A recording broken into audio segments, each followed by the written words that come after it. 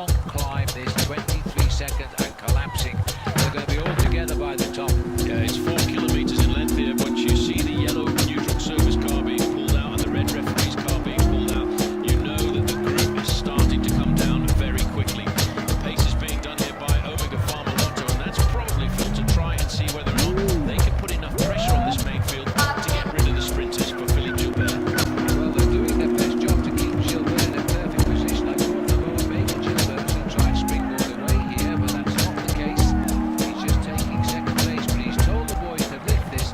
His theory here, I think, Paul, is to make it so hard they might get rid of sprinters like Cavendish. Well, that was the plan. That's the object now, is to see whether or not they can put that into practice.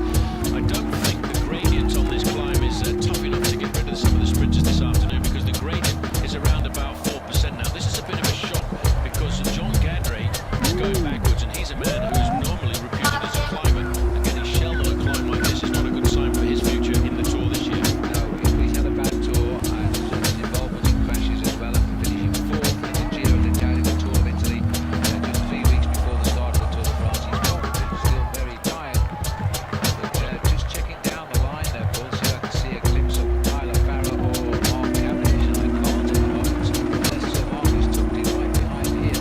Well, not there, is he? Well, this is an incredible job of work that's being done by Omega Pharma Lotto. Yes, the tactic is, let's get rid of the sprinters. Moving up into third position is Thomas Vogel, while there's a move coming by Mercato.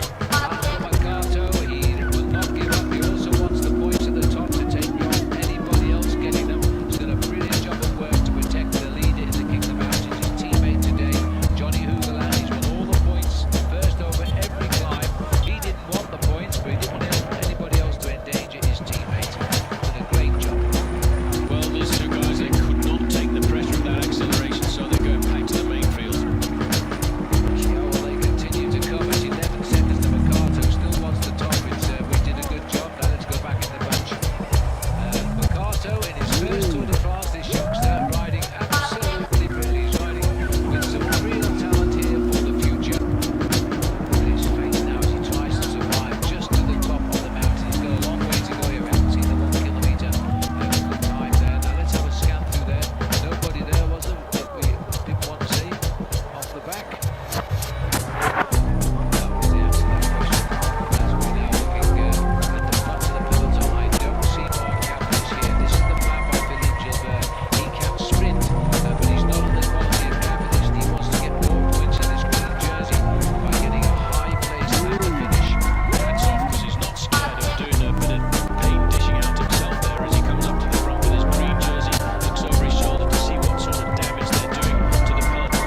Marco Mercato, Phil, I don't think he has any belief that he can win the stage. He knows how quickly these men are going to come back to what he's trying to do is just stay off the front and maybe pick up the last points for the King of the Mountains classification that are available this afternoon. Well, he's had a great day so far. He's 27 years of age now in his first Tour de France. He's only won 2 races in his life. It's his third season on the back of the Soleil team, and he's riding, but if you're right, he's not going to make the top of this field.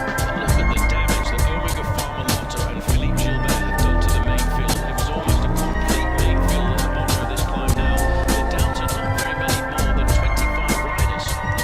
It's exactly what Gilbert was doing. Get rid of the sprinters. He's completing what we didn't expect, because 1 or 2 riders might try to springboard away here, but Gilbert has used the hill to get rid of the sprinters and make a better room for himself at the finish.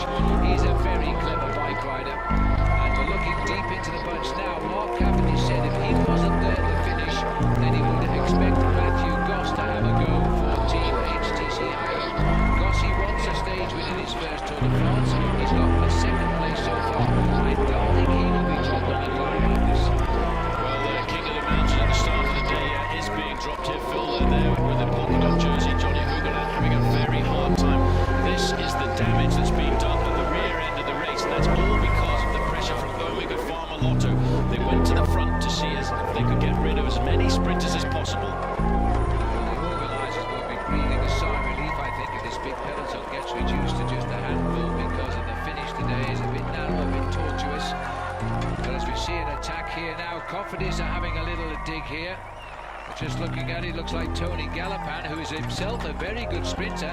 If he can keep this group away, Paul, he will probably win the stage because he's probably the fastest man left in this group. Just looking at the gap there, those riders starting to scramble back. Race radio is telling me that 2 sprinters have been left behind. Denis Galimzianov has been dropped from Team Katusha, and also in difficulty is Alessandro Patacchi. But look at this move by Philippe Gilbert. He's got the bit between his teeth here this afternoon.